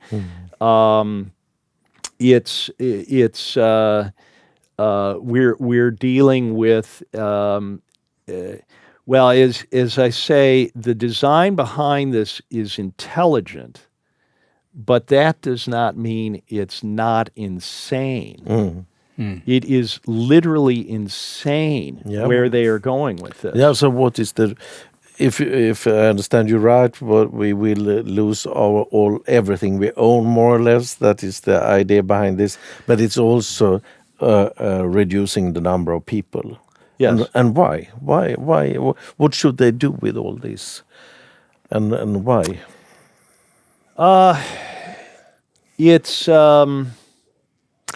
I think it's a kind of insane logic that we must control everything, and it has no end to it. This is the nature of totalitarianism. It does not work. You see, freedom, and if your intent is to meet unmet human needs in an economy, you need constantly constant reorganization of autonomous decision makers to do that. That is not what happens in a totalitarian system. No. Because the intent is not to meet human needs. No. It is control for the sake of control. And you see it is really an ancient problem for humanity, this penchant toward centralization of control. And the only way to stop it is to stop it. I think it's so interesting because my view in this is about the United States, and out of the Enlightenment, they created the Constitution that is really focusing on freedom. And then you see that there has been a fight. They had the first central bank of USA, and it was abandoned. And they had the second, where actually ended up that they shot the president, Andrew Jackson, I think it was, and he abandoned that bank. Yes. And actually, United States did grow to the most powerful nation in the world without the central bank. Yes. And it says in the Constitution, only silver and gold are legal tender. And they have, I think it is this sort of cartel, or what you call it. They have tried to sort of attack the principles in the United States Constitution. The Constitution that actually was the foundation for freedom in Europe as well. So I mean, it's being ignored. It's being ignored. It's being completely ignored. More and more. And I guess we need to end up quite soon. But what you describe a lot of problems here, and you say that there are some dynasties behind this, and they work together to plan this and to make this happen. What should we do about it? Okay, well, I believe it's important to have the right intention. I think we are dealing with ideology. What is that? They're ideas. And there are some really bad ideas. And so we have to expose those ideas, put them out on the table, let everybody look at them and say, oh, really? That's they should be mocked, these ideas. And for people to say, I don't think we want to go there. Now, how do we do that? We in our society has been led to, we're subject to divide and rule, to use a trite term, but people are led into blaming others. And if responsibility is placed on someone else, then you're absolved from responsibility. If the fault is put over here, then it's not my fault. And that causes people to disengage to give up their personal agency. And people look for that. They look for an easy way out to say, well, I vote. So you think it has to be some personal engagement? Well, and I think it's done to keep the spirit of it right. Is you have to have as I say, a big tent approach, and to realize that even the people that are abetting this are trapped in it. They must realize. Also these families that we discussed, they are trapped in it. They are trapped in it, and the people who work under them are trapped in it. And because the people at the very top of this, they don't do anything themselves. No. They're entirely dependent on a support structure layer where people think, well, I'm being paid a lot of money. Well, that's not going to do you much good if you lose everything. So people, the right spirit is to know this can be wound down. It's just a matter of not continuing over the cliff with this. It can be wound down. So in Europe, they forced Bank Resolution Authority coming out of the last financial crisis. It was really beginning maybe in 2013, 2014. And now Sweden, fortunately, has stayed out of that. But they have these planning cycle documents, annual documents. And their one for the end of 22 was mandating that the biggest banks, just the biggest banks, would have to be in a position to go flat on their derivatives books very quickly. Now, what they would do then is they're basically getting into a protected position, the biggest banks. So my point with that, and then by 2023, they said our work will be completely done by the end of 2023. So we're past that now. Now, what I'm pointing to there is that they can do this. They can settle down derivatives positions and reduce the exposure. They can. They absolutely can do that. It's not that, oh, if we do that, we will trigger a collapse. This is some sort of soft landing. Society, we can say, okay, this can be deconstructed. This can be deconstructed. Yeah. Now, it's a matter of a consciousness, people being aware of the problem, including people that are in a position to engage and do something about it. So let me talk specifically about what we're doing. So early this year, I decided the first thing to do was to go to see G. Edward Griffin, who's now 92. Okay. And I went to Northern California, and we had a few days together. And on the way to do that, I learned that the first bill to reverse this was being introduced in South Dakota. And so I went directly from Edward Griffin's to South Dakota. Now, I've never worked with state legislatures, but I ended up meeting with a room full of legislators. And the beauty of this is that all this was happening without my doing it, being involved. So what is that about? That is about the power of ideas that people pick up and make their own, and they develop their own agency to act on that. So it doesn't take one person talking with a bunch of other people. It now starts becoming manifold. So that was beginning in South Dakota. And what did that do? First of all, people would read the book or see the documentary, and some part of the mind says, well, maybe this isn't real. This guy's crazy.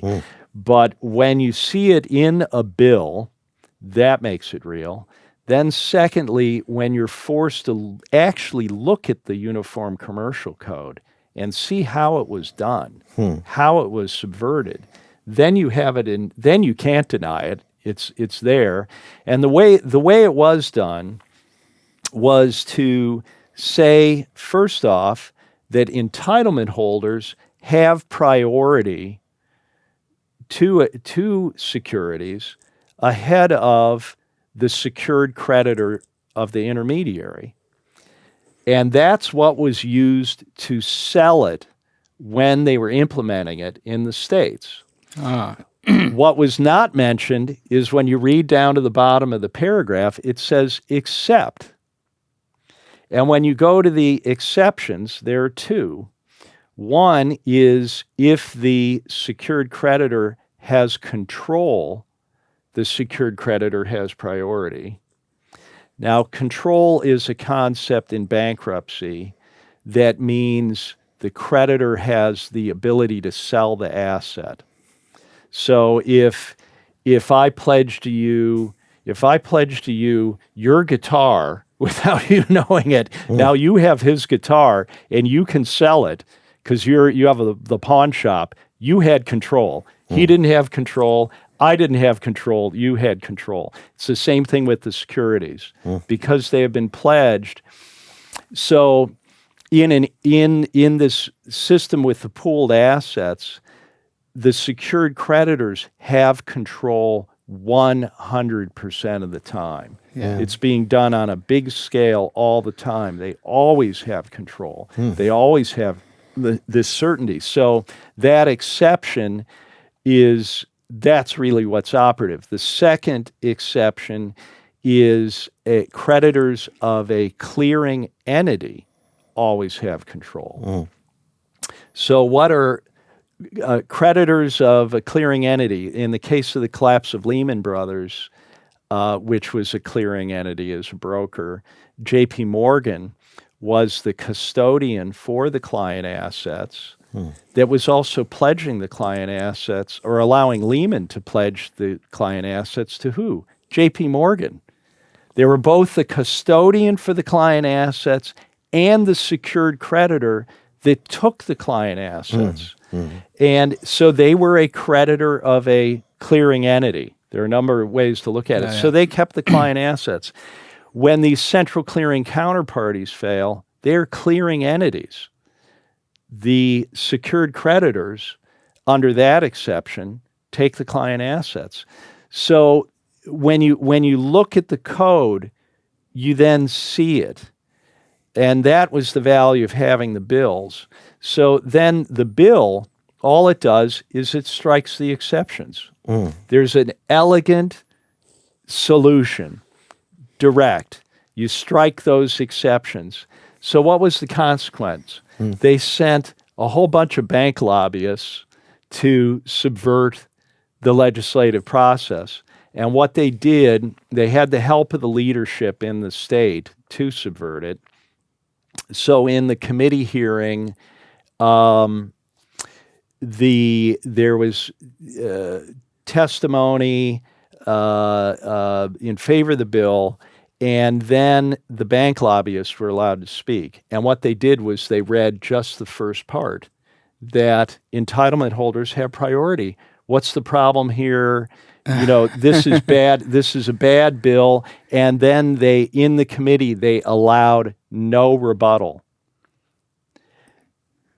Then the legislators, there were enough legislators that they had a kind of, they had a sufficient number to force the bill back onto the floor. And then they basically did the same thing on the floor. They prevented discussion. They said this was heard in committee. Stop wasting the people's business. They called for a vote and they voted it down. They suppressed it.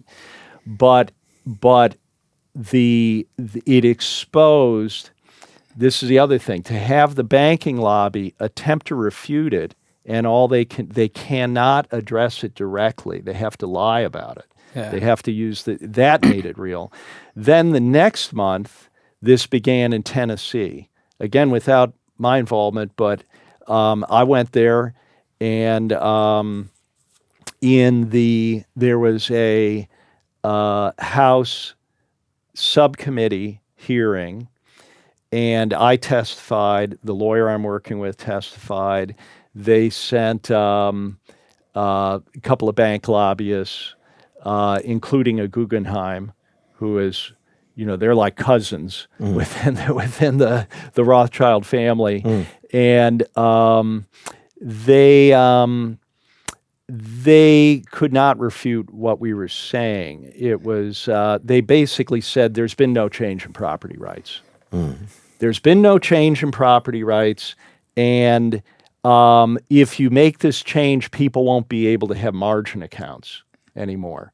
That this was about people having margin accounts, the clients to be able to borrow money. So complete lies. And the people in the House there saw through it. And at least on this committee, it was then, the bill was passed 5-1. Then the next day, so for the attorney, Don Grandi, I'll mention his name, who's a miracle, who has written the bills, and if people want to support this effort, It's truenorthpublicpolicy.com. truenorthpublicpolicy.com. You'll find your way to Don Grandy. We could possibly have bills coming in over 20 states in the year ahead. And this involves a lot of travel time. I cover my own stuff, and I'm helping them, but there's a lot of expense for the attorneys to get to all these things. So it's passed in the House subcommittee.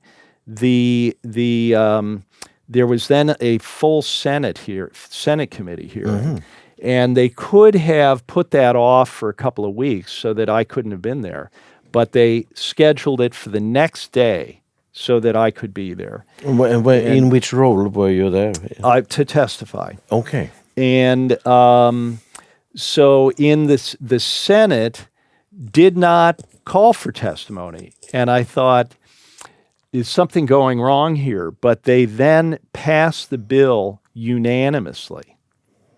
So it had passed in the House subcommittee 5-1, the next day in the Senate unanimously. This is in Tennessee. In Tennessee. Now, on the Senate committee, the Republican majority leader voted for it. The Democrat majority leader voted for it. The day before, the chairman of the Black Caucus, Democrat, voted for it. This is in a Republican state. And Betty Grandy, Don's wife, she is a state legislator, former state legislator, is part of this team working with people. She said this now has national significance because, unlike anything else, it's a nonpartisan issue. It's a people issue. So this is very, very powerful. It's really happening. So what happened then? Don and I decided we had to stay into the next week because there was then a full House subcommittee hearing, or a full House committee hearing the following week. And it was our mission to meet with everyone on that committee, which was 20 people. And we started Monday morning, that all went well, but Tuesday morning, the hearing was on Wednesday. Tuesday morning, we found that something had changed and people were frightened. And it turned out that the banking lobby had gone to the treasurer of the state and threatened the state with withdrawal of financial services if this bill was passed. And that word then came down to the chairman of the committee and everybody else. And again, that is something we should be grateful for because the banking lobby has shown what they're about. That people cannot be allowed to have priority to their own assets. We're not going to allow it. You can't have priority to get back your own assets in the event of insolvency. So this is very valuable exposition that you don't get to unless you're out there actually doing things. You don't make this happen by voting for president. And this has been your mission now for some years. Well, the issue that I'm talking about, I've known about for 15 years. I've been studying this specifically for 15 years. But spreading the word about this. Yeah. I really started speaking about it in maybe 2011. Okay. Being out and talking about it. And but this I think it's been a fullness of time kind of thing. Things had to get to a point where it's just more manifest so that people can realize this is real. And so people would ask me about, well, what's going to happen in Tennessee right now? And I've said, well, the people in the state of Tennessee will have to decide if they like being threatened. That's what it comes down to. Interesting. Okay. Yeah. So you have some breakthroughs, and the things you want to warn about. What is your time schedule? The idea of timing for this? I think we're in it now. Yeah. I think it's. I think that you can see that things are progressing in such a way that they're accelerating. And I think, again, it could be a positive in that as failures are beginning to happen, that people will become galvanized to do something about this. And now they understand what to do. That's a big part of the reason of doing this, is to prepare people. So, for example, in Tennessee, the Bud Halsey, who brought the bill, said to the treasurer, all right, I want your assurance that if we are going into a crisis, that you will work with me to call a special session to implement this. So that's the kind of thing we need, is a readiness. Okay. I know it's a lot to take in. It really is. But you say we are into it now. So what the things you warn about, you think this has already started to happen? And I think it has. Yeah. And do you foresee any sudden action or some sudden event in some part of the world that will further trigger some happening? We're in a global hybrid war.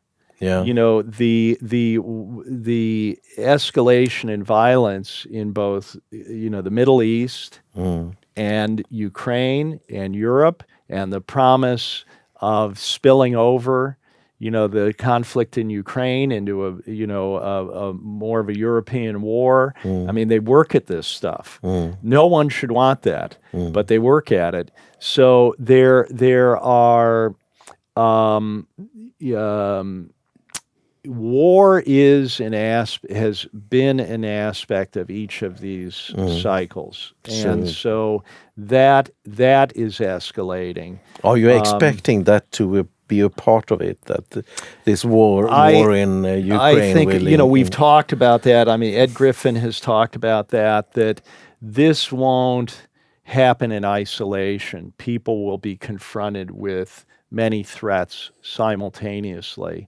So they don't know. They're worried about surviving, not what's happening to their pension. Their fear shuts down the ability of people to think and react. So people will be threatened in a full spectrum kind of way. The financial aspect. I believe all of these financial collapses have absolutely been engineered. They did not have to happen, and this one will be engineered and made to happen as well. And there's one thing I'll mention. This is just very tentative at this point, but we're starting to see, remember I described in March of 2003 how there was this exogenous supply of money that went into everything, so there was no visible rotation. Well, we're starting to see individual days now where the reverse is happening, where money is coming out of the liquidity is coming out of the financial system with no apparent rotation, no apparent destination. So there was a little, on July 16th, there was the first day where this happened in a little way. So let me describe what would normally happen is when there's a drop in the equity markets, interest rates fall and the dollar spikes up. Now, why does that happen? People would say, well, it's flight to quality. But the real reason is that all these entities are levered. They've borrowed funds. They're on margin. So when there is fear that things are falling, or when they start getting redemptions, clients are taking money out, they need to pay down their debt, their leverage. So because it's denominated in dollars, they have to come up with dollars to pay down the debt. So it spikes the dollar. That is not happening. That did not happen on July 16th. That was the very top of the market there. And then on August 5th, things had been declining, but there was a 12% drop in the Nikkei index in Japan. And then following that in Europe, there were big declines in Europe. And it had slowed down by the time it got to the U.S. There was a 3% decline in the NASDAQ. But still, this was one of the biggest declines ever in Japan, and big declines in Europe. And the very notable thing is there was no spike in the dollar.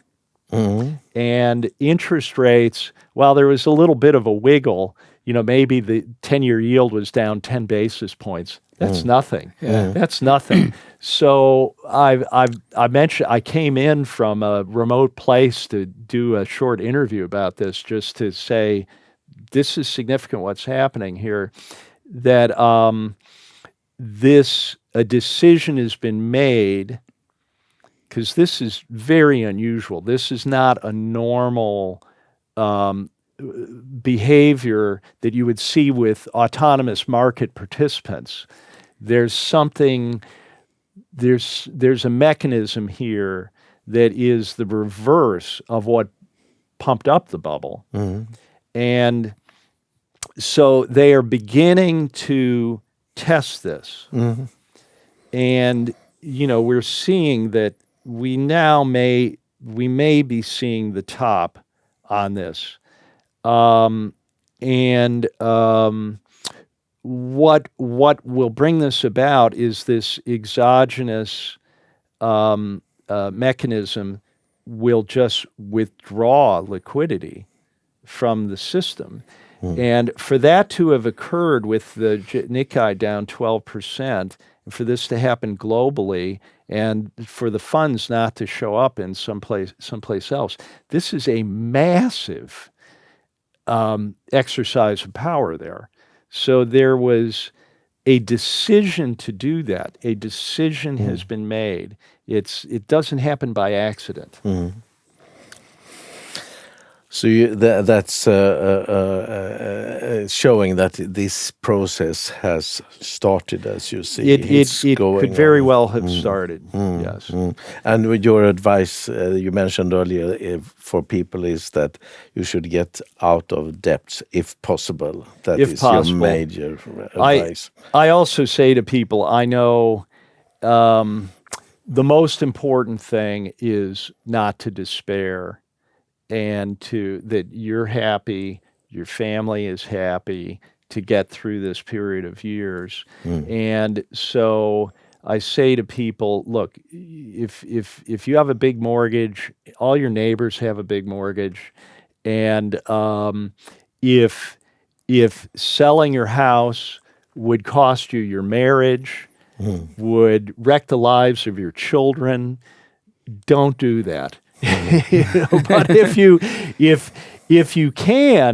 it will help you to rest more easily and your wife to rest more easily, to sell your big fancy place, pay off everything, and live in the countryside, that's probably not a bad idea. Okay, maybe we should stop there. Okay. Thank you, David Rogers Webb, for this information. Thank you very much. Thank you for having me. Yeah. Thank you. Thank you. Interesting. Thank you. Du bidrar enklast genom Swish eller Bankgiro. Eller bli gärna månadsgivare genom periodiska överföringar från ditt bankkonto till vårt bankkonto. Det är också möjligt att betala med kreditkort genom att trycka på knappen Donate på vår hemsida. Du hittar alla kontouppgifter längst ner på hemsidan Swebbtv.se. På vår hemsida kan du också anmäla dig för att få mejl. Vi använder vår mejllista endast för att informera om våra program och annat liknande.